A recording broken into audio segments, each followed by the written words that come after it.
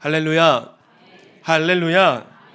오늘 저는 요한복음 4장 27절에서 30절, 39절에서 42절 말씀을 본문으로 행복한 사람이 행복한 세상을 만든다라는 제목의 말씀을 전하도록 하겠습니다. 지난해 3월 20일 국제 행복의 날이죠. 이날에 2024년 세계 행복 보고서가 발표되었습니다. 세계 행복 보고서란 UN 산하 자문 기구인 지속 가능 발전 네트워크 SDSN이 발표하는 보고서인데요. 1인당 GDP, 기대 수명, 사회복지, 선택의 자유, 관용, 부정부패 지수와 같은 6개 항목을 가지고 세계 각국 지국에서 실시한 설문조사 데이터를 분석해서 해마다 발표하는 보고서입니다. 2024년에는 세계 1위가 어느 나라였을까요? 핀란드가 7년 연속 부동의 1위를 지켰고요. 우리나라는 싱가포르, 대만, 일본보단 낮았지만 2023년보다 5계단이 오른 52위로 랭크했다고 합니다. 자, 그런데 유럽 신경제재단이 내고 있어요. NEF의 보고서에선 좀 이야기가 달라집니다. 2006년부터 이 NEF가 지구촌 행복지수 보고서를 발표했는데요.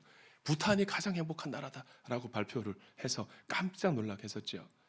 이 NEF 보고서의 항목은 개인이 느끼는 주관적인 행복도 그리고 기대 수명을 곱한 점수로 측정하는 보고서입니다. 해마다 발표하고 있어요. 이미지 띄워주실까요?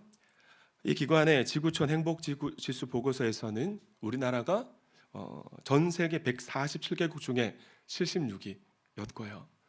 그리고 국민들이 좀 살기 힘든가 봐요. 행복지수가 낮습니다. 1위도 핀란드가 아니죠. 바누아투라는 전 처음 들어보는 나라인데 호주에서 2시 방향으로 3,617km 떨어진 비행기로 2시간 가야 하는 작은 섬나라가 1위였다고 합니다. 3위는 다음 이미지 엘살바도르, 4위는 코스타리카, 5위 니카라와 같은 중앙아시아에 어찌 보면 좀 잘 못 사는 것 같은 나라인데 이 나라 국민들의 행복지수가 높았던 것이에요. 저는 앞선 1인당 GDP와 같이 물질적인 항목을 가지고 행복지수를 측정하는 그런 유한의 보고서보다 개인이 느끼는 행복도와 같은 항목을 바탕으로 하는 후자의 보고서가 더 의미 있게 다가온 것 같아요. 사회복지 GDP가 높아도 국민이 행복하다 느끼지 못하면 뭐 그런 의미가 있겠습니까? 지난 금요일 오후 5시 무렵에 제가 쓰레기 버리려고 제 방을 나서는데 한 집사님이 제 방에 들어오시려고 하다가 마주쳤습니다. 제가 여쭈었어요. 집사님, 오늘 면접이 있으시다고 들었는데 어떻게 되셨어요? 그랬더니 이 집사님이 금세 이 눈시울이 빨갛게 물드시면서 목사님, 저 합격했어요. 그러시는 겁니다. 정말 너무너무 기뻤습니다. 왜냐하면 세겹줄 기간 내내 이 집사님이 정말 간절하게 기도하셨거든요.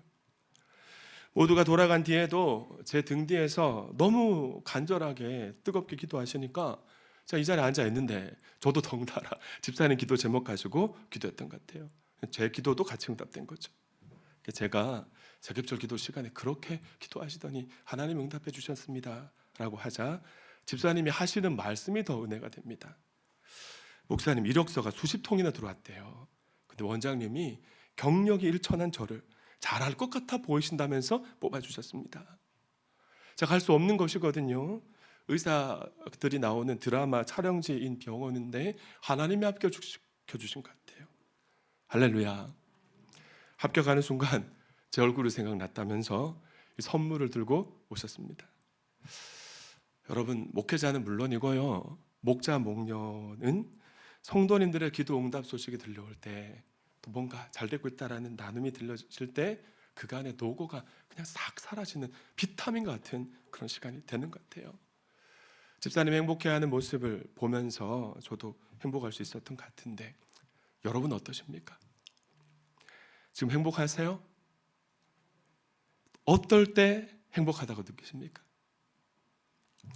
네이버 사전에 의하면 행복이란 충분한 만족과 기쁨을 느끼는 흐뭇함 또는 그런 상태랍니다. 헬라 철학자 아리스토텔레스는 또 이렇게 말했죠. 인생의 목표는 행복이다. 어떤 행복이냐면 목표를 딱 정해놓고 그 목표를 내가 충족해 나아갈 때 느끼는 카타르시스, 그걸 행복이라고 아리스토텔레스가 말한 거예요. 그러니까 아리스토텔레스의 영향을 받아서 이후 서방은 물론이고 이제 동방까지 다 이제 뭐 전 세계가 하나의 세계관을 가지고 있으니까 인생의 목표를 행복에 두고 열정적으로 전심을 다해 쉬지 않고 달려간 가치관을 가지게 된 것입니다. 자, 그러면 세상이 말하는 행복 한번 가만히 생각해 봅시다. 높은 연봉을 받고 좋은 집에 살고 더 좋은 차를 타고 자신의 힘으로 견고한 안전지대, 이 벙커를 만들어 놓고 그 안에 들어가는 거, 이게 이제 행복이라 생각하는 거예요. 근데 그러면 정말 행복합니까? 그 벙커가 뚫려 있어, 아래가. 그 행복이 다 빠져나가는 거. TVN에서 시청률 20% 높았던 드라마가 있습니다. 도깨비라는 멜로 드라마였었는데요. 9살 때 조실 부모한 주인공 지은탁이라는 자매가 이미지 띄워주시고 찾아서 이모네에서 얹혀 살듯 살다가 갖은 구박을 받는 거예요. 그러다 공유란 탤런트가 주인공으로 하는 이 도깨비 만나게 됩니다. 이 도깨비가 지은탁을 측은히 여기게 되고 사랑하게 되면서 이제 이모네 가족에게 벌을 내리게 되는데, 그럼 그 벌이 뭔지 아십니까? 금괴를 주는 겁니다. 금괴가 떡하니 집에 있으니까 그때부터 가족이 어떻게 됐을까요? 잠을 못 자고 누가 가서 팔아갖고 자기가 가져갈까 싶어서 지키고 눈 빨갛게 뜨고 서로가 막 서로를 경계하는, 결국엔 감옥 가는 모습을 보면서 드라마에도 이 을바인 은총의 은혜가 있구나 깨달음 얻었던 것 같아요. 돈이 너무 많으면 편리할 수는 있겠지만 관계를 깨트리는 독이 될 수 있겠다. 유산 문제 때문에 분쟁하는 가족들이, 자녀들이 얼마나 많습니까? 아리스토텔레스가 추구했던 행복을 세상은 이루어 가려고 하는데, 그걸 이루면 잠깐 미래에 대한 염려와 두려움을 덜어낼 수는 있을 것입니다. 그러나 인간의 욕망은 어떤 욕망인가요? 밑이 뚫린 그런 바구니 같잖아요. 또 다른 결핍을 만들고 말 것입니다. 그럼에도 불구하고 우리 인생의 방황은 예수 그리스도를 만나면 끝이 나고, 신앙의 방황은 예수 그리스도 안에 머물 때 끝날 줄 믿습니다. 아멘이십니까? 다시 요한복음으로 돌아왔습니다. 27절 말씀을 세 번역 성경 읽어주실까요? 시작.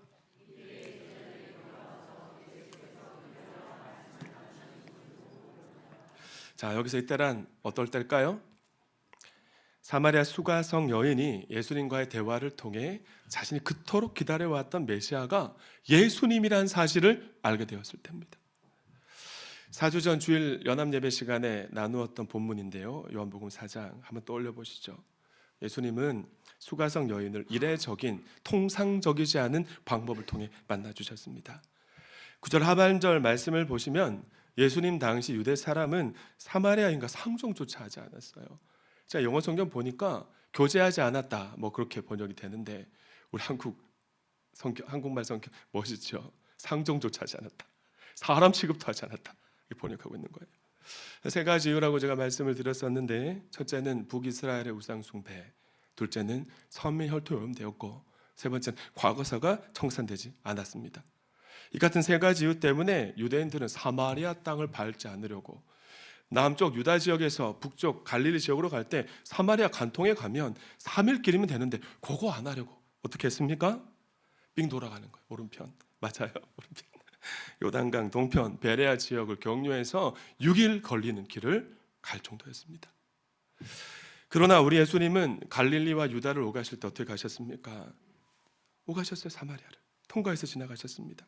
늘 그렇게 하셨지만 유독 이번 여정만큼은 반드시 사마리아를 거쳐야 되는 이유가 있다고 성경은 말씀하고 있지요.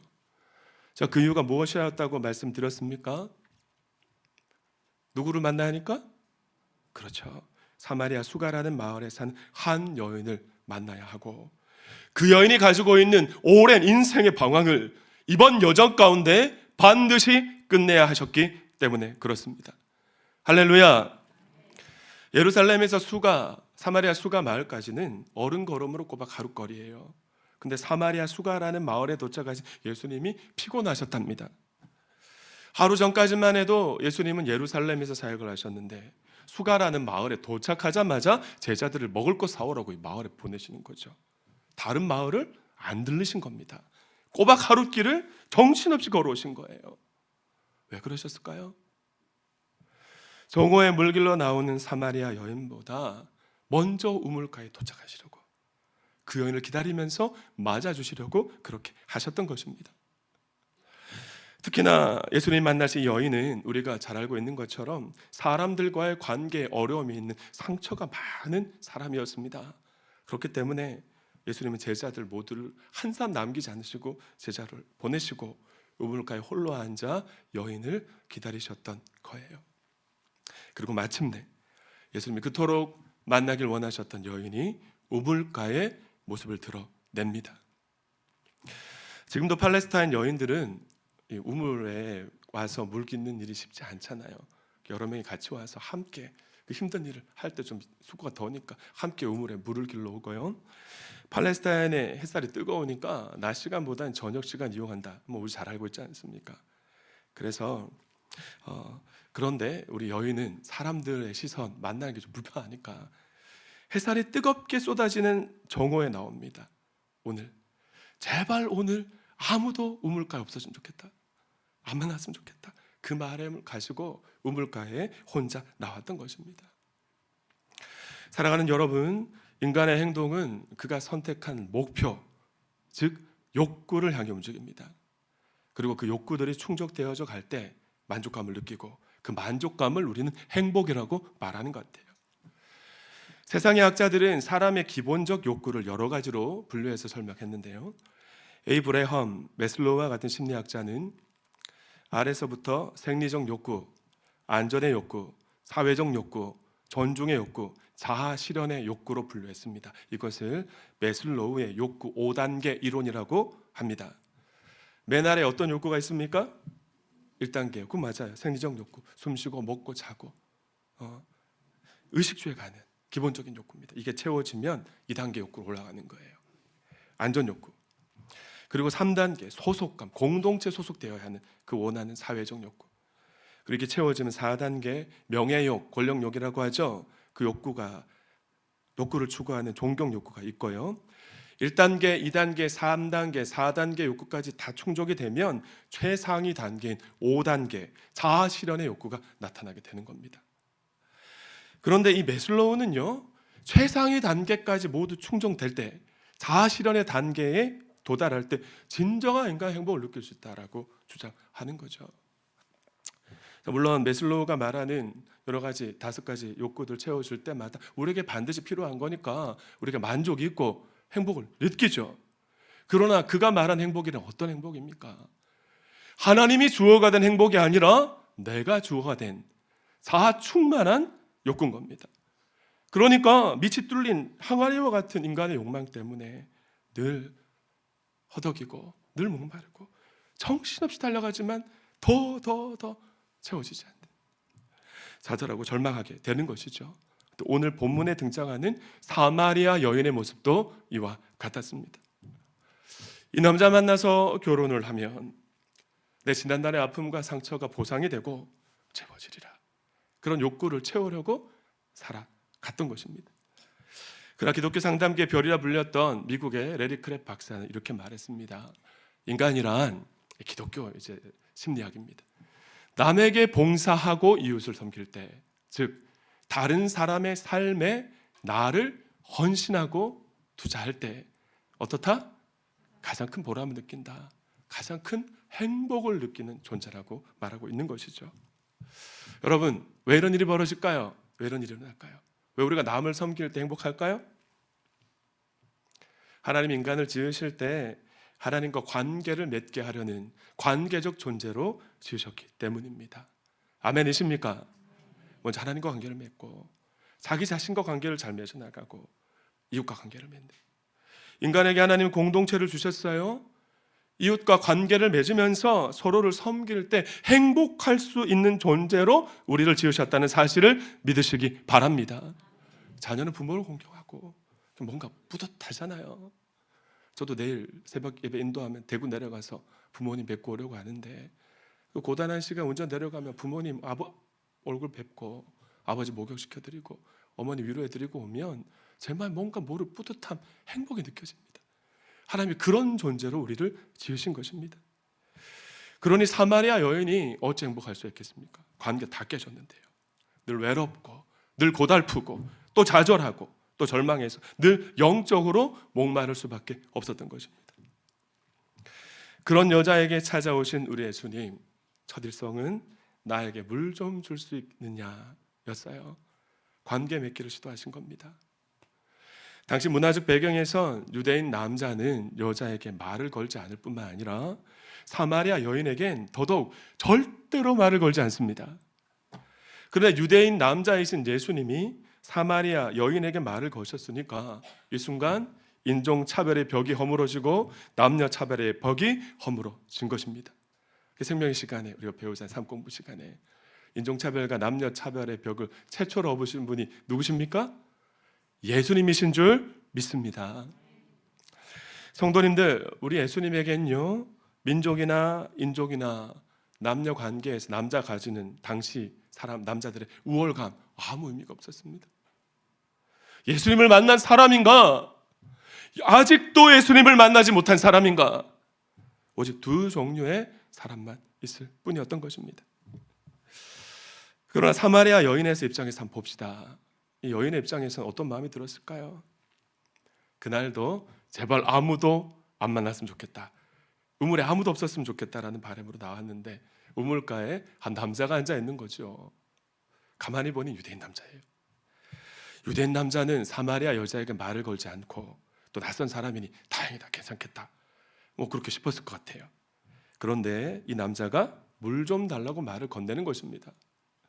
순간 남자에게 상처가 많았던 여인, 어땠을 것 같아요? 그 마음이 큰일 났다, 심장이 철렁 내려앉지 않았겠습니까? 그러면서도 한켠으로 유대인 남자가 오죽 목이 말랐으면 사마리아 여자에게 물을 달라고 할까라는 긍휼의 마음이 들었습니다. 조용히 물을 줄 수도 있었지만 그래도 여자가 좀 한마디 하고 꼭 해야 되는 그런 여자였던 것 같아요. 한마디 합니다. 당신은 유대 남자인데 어찌 사마리아 여자인 나에게 물을 달라고 합니까? 말에 가시가 있죠. 콕 찌르는 말입니다. 여기서도 우리는 상처가 있는 사람이 상처를 준다는 사실을 발견하게 됩니다.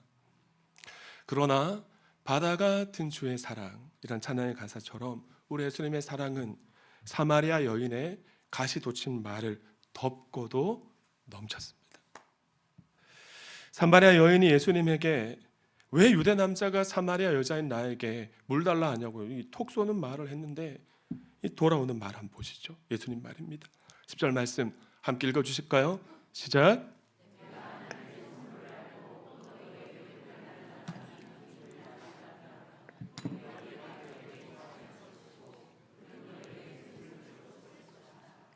예수님이 이 말씀을 하실 때 사마리아 여인은 이 사람 뭐야? 라는 생각이 들었을 겁니다. 그리고 예수님이 하신 말씀이 무슨 말씀인지 제대로 이해하지 못한 것 같아요. 그래서 고작 하는 말이 선생님에겐 두레박도 없고 야곱의 얼은 깊습니다. 선생님 어디서 생수를 구하신다는 말 하십니까? 우리 조상 야곱은 우리에게 이 우물을 주어서 우리가 마시고 있는데 그럼 선생님이 이 야곱보다도 더 위대한 분이란 말입니까? 라고 조금 더 공격적인 말을 합니다. 그저 예수님이 하신 말씀 또 은혜가 됩니다. 이 물을 마시는 사람은 다시 목마를 것이다. 14절 그러나 내가 주는 물을 마시는 사람은 영원히 목마르지 아니할 것이다. 내가 주는 물은 그 사람 속에서 영생에 이르게 하는 샘물이 될 것이다. 할렐루야. 그럼 여기서 샘물이란 누굴까요? 맞아요. 성령님입니다.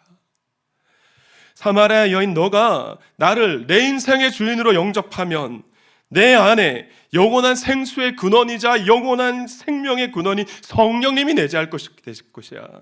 그래서 영원히 목마르지 아니하실 거라는 말씀을 주신 것입니다. 아멘. 그러나 사마리아 여인 무슨 말인지 알아먹지 못해요. 왜일까요? 먹고 사는 일에 너무 고달팠기 때문입니다. 온통 관심이 땅에 있으니까요. 그러니까 예수님의 말씀에 담긴 영적인 의미가 들리지도 않고 깨달아질 수가 없었던 것이죠. 그래서 고작 하는 말이 선생님 그 물을 나에게 주셔서 내가 목마르지도 않고 다시는 물을 길러 여기 나오지 않도록 해주십시오 라고 말한 거예요. 그러니까 만약 그 물이 있다면 나에게 주시면 내가 사람 만나는 게 너무 힘든데 그 사람 안 만날 수 있도록 해달라는 그런 요청이었던 겁니다. 또 바꿔 말하면 에이 그런 물 어디 있습니까? 그런 물 있으면 한번 줘보십시오 라는 대답을 한 거죠. 영적인 대화를 예수님은 하고 계신데 여인은 땅의 것에 집착하고 있어서 예수님이 하시는 말씀이 들리지 않았던 것입니다. 오늘날에도 하나님을 믿는다 말하지만 하나님을 볼 여유조차 없이 세상을 살아가는 크리스천이 얼마나 많은지 모릅니다.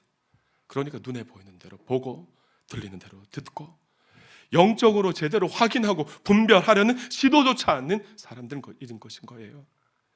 그래서 한 자리에 앉아서 예배를 해도 찬양하고 설교를 들어도 어떤 사람은 은혜를 받는데 나는 하나님의 음성이 들려지지 않는 것입니다. 저는 오늘 2부 연합 예배를 드리는 모든 교우들이 십자가 앞에 세상의 욕망과 정욕을 내려놓고 날이 갈수록 영적으로 더욱 민감해져 가시길 축원합니다. 축원합니다. 그러자 예수님은 이제 여인의 상처를 끄집어내세요. 직면하게 하십니다. 가서 내 남편을 불러오너라. 두둥. 이 한마디가 여인의 심장을 찌릅니다. 순간 몇 초의 정적이 흘렀겠죠. 그리고 그 몇 초 상간에 여인의 머릿속에는 수많은 상념이 파노라마처럼 흘러갔을 것입니다. 가슴 벅찼던 첫 번째 결혼, 이유는 알 수 없으나 그토록 사랑했던 남편에게 버림받은 아픔. 유대 여자는 이혼을 청구할 수 있는 권리가 없으니까요. 버림받은 거죠. 두 번째 만남과 결혼, 이유는 알 수 없으나 또 버림받음. 사별인지 뭐 다른 어떤 이혼인지. 세 번째, 네 번째, 다섯 번째 결혼까지 아픈 기억과 지금 여섯 번째 동거하고 있는 남자와의 삶까지 파노라마처럼 흘러갔을 것입니다. 수없이 많은 상처로 얼룩지고 눈물로 아팠던 세월이 었을 것인데 여인이 솔직했어요. 너무나 간결하게 저는 남편이 없습니다 라고 대답합니다. 사랑하는 성도님들 기억하시기 바랍니다. 하나님의 긍휼과 은혜는요 오늘 사마리아 여인과 같이 하나님이 우리에게 다가오실 때 진실하게 반응하는 사람들에게만 임한다는 사실을. 아멘이십니까? 그런 여인에게 예수님은 이렇게 말씀하세요. 내가 하는 말이 옳다. 너는 남편이 5이나 있었지만 지금 같이 살고 있는 남자도 내 남편이 아니니 맞는 말을 했구나. 여러분 이 말씀하시는 예수님의 얼굴, 눈빛, 표정 어땠을까요? 지난주 베드로와 다를 바 없었을 것입니다. 날카로운 시선이 아니었을 거예요. 너 인생 왜 그렇게 사냐? 그런 책망하는 눈빛, 표정이 아니었을 겁니다. 따뜻한 눈빛으로 이 나라에서 과부로 살아가는 것 참 힘들고 만만치 않은데 그동안 얼마나 힘들었느냐. 다음에는 좋은 남자 만나서 더 행복해지길 그 욕구를 가지고 소망했지만 잘 되지 않았지. 너의 모든 상처와 아픔을 내가 다 알고 있다는 눈빛과 표정으로 바라보셨을 것입니다. 20세기 영국의 대작가 G.K. 체스터턴은 이런 말을 남겼습니다. 장려촌 문을 두드리는 사람은 예외 없이 누구를 찾고 있다? 하나님을 찾고 있는 거다. 와, 무슨 이런 말이 있는가? 왜 이런 말 했을까요? 우리 영혼은 빈방이 하나 있는데 하나님만 채울 수 있는 빈방인 것입니다. 장려촌의 문을 두드리는 사람, 결핍이 있고 애정 결핍, 뭔가 채울 수 없는 갈망 때문에 세상의 쾌락을 탐닉하고 있는 것 아니겠어요? 성도님들 세상의 쾌락과 정욕에 빠져서 살아가는 주위 사람들이 있다면 가만히 떠올려 보시죠. 대부분의 영혼의 갈증이 있을 겁니다. 그래서 조금만 더 다음에 채워도 채워지지 않는 그 영혼의 갈증 채워보려고 욕구 충만해서 안간힘을 쓰지만 잘 되지 않죠. 그들의 목마른 영혼을 채워줄 수 있는 분은 오직 예수님밖에 없는 줄 믿습니다. 자신의 은밀한 과거를 다 알고 계신 예수님, 그 예수님 만난 여인 너무나 놀랐어요. 그래서 하는 말, 선생님 이제 보니 예언자시군요. 다 맞추니까. 고달프고 힘든 삶을 살아온 여인이 낯선 유대 남자를 만나서 대화를 나누는 중에 처음 본 사람이 내 은밀한 과거의 아픔까지 다 알고 있으니 이 사람 예언자인가 보다 라는 생각까지는 온 겁니다.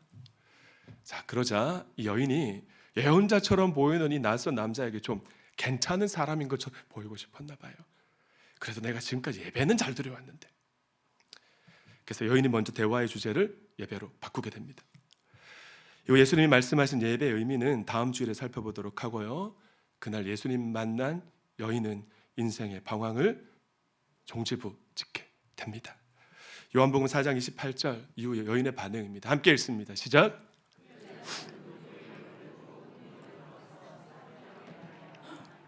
이것이 예수님을 만난 사람들의 공통점입니다. 베드로는 배와 그물을 버려두고 예수님을 따랐고요.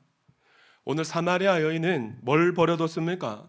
물동이를 버려두고 자신에게 상처를 주고 사람들 두려워했던 그 마을로 들어가서 거침없이 자신이 만난 예수를 전했습니다. 여러분, 여기서 물동이를 버려두었다는 말은 사마리아 여인이 다시는 물을 길러 오지 않았단 말이 아닙니다. 틀림없이 그가 흥분을 가라앉히고 정신을 차린 후 내가 물동이 우물가 놓고 왔구나 다시 찾아갔을 거예요. 한 가지 중요한 사실은 예수님을 만나기 전까지 만나는 것이 그렇게나 두려웠고 그렇게 피하고 싶었던 사람들, 공동체 안으로 깨어졌던 관계 안에 들어가서 담대히 외쳤다는 겁니다. 무엇을 외쳤습니까? 요한복음 4장 29절 함께 읽어주십니다. 시작.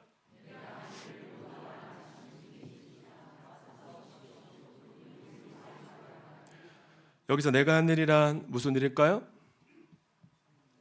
그렇죠. 자신의 상처입니다. 5번이나 남자에게 버림받았던, 이혼당했던 일.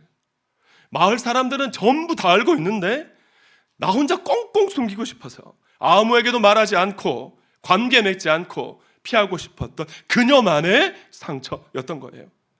불과 몇십 분 전만 하더라도 이 상처 때문에 너무 초라하고 절망했고 외로웠던 그녀인데 그녀가 이 상처를 담대하게 솔직하게 던져내고 있는 겁니다.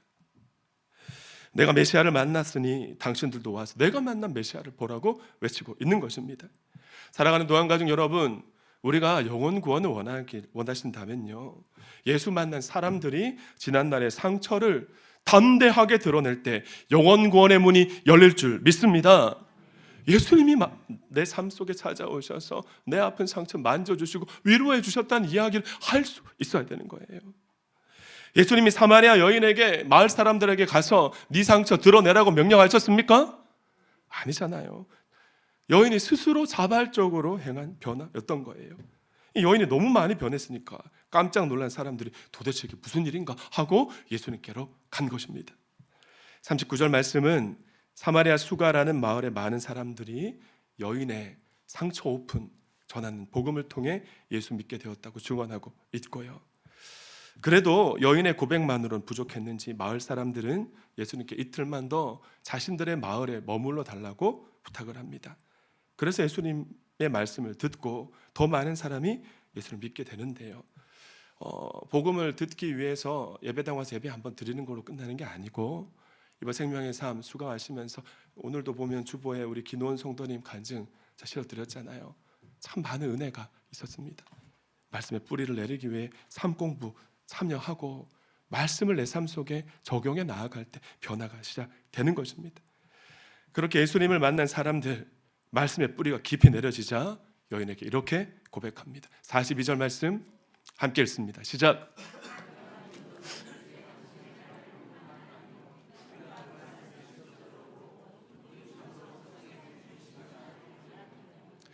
저를 따라 하실까요? 행복한 사람이 행복한 세상을 만든다. 예수 그리스도를 만나서 인생의 방황을 끝내고 상처 치유받고 행복해진 사람이 내가 만난 예수 그리스도를 전함으로 행복한 세상, 그런 사람들을 많이 만들어가는 것이 제 목회 철학입니다. 말씀을 맺습니다. 사랑하는 도안가족 여러분, 예수님을 진심으로 만나면요 인생의 방황이 끝납니다. 내 상처를 내어놓을 때 주님이 그 아픈 상처를 만져주시고 치유해주실 거예요. 그 순간 행복한 사람이 되는 것이에요.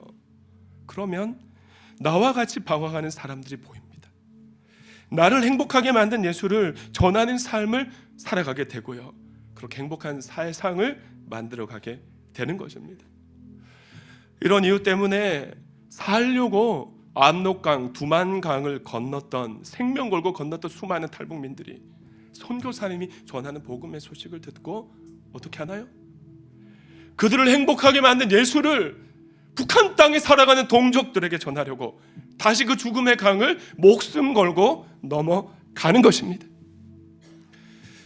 설교 초입에 언급했던 집사님 아들이 얼마 전 청소년 목자 컨퍼런스에서 예수님 만났어요. 예수님 어떻게 만났는지 아냐고 물으신다면 이 녀석이 돌아와서 청소년 목자가 되겠답니다.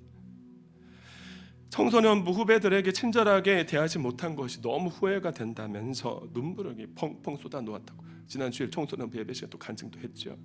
그리고 아빠 엄마가 이제 코로나 끝났으니 마스크 좀 벗고 다녀라고 아무리 얘기를 해도 고집을 부렸는데 이 녀석이 마스크를 내가 벗겠다고 마스크 벗고 친구들에게 다가가서 섬기겠노라, 그런 결단의 고백을 하고 실천하고 있는 겁니다.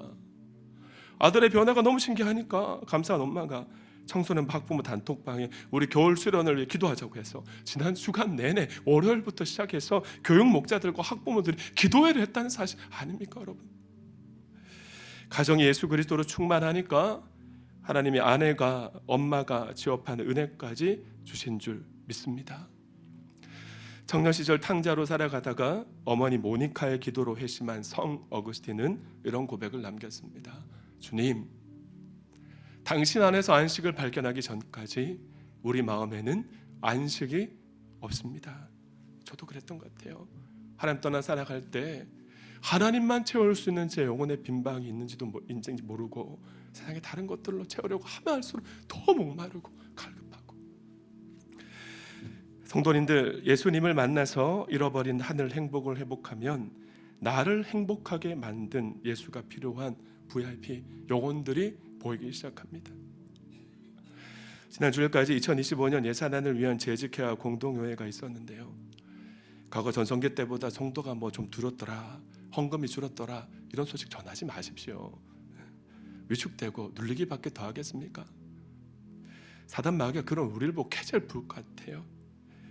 올해 저는 2025년 우리 동암의 모든 교우들이 날마다 예수 그리스도 안에 머물 때 예수 그리스도를 만나고 그 만남을 통해 잃어버린 하늘 행복이 가득 채워지길 소망합니다. 여기 그치지 않고 나를 행복하게 만든 예수, 주인은 VIP에게 섬기고 전함으로 더 큰 행복한 세상을 만들어가는 2025년 저와 여러분의 나날이 되길 축원합니다. 축원합니다. 하나님께 영광의 박수 올려드립니다.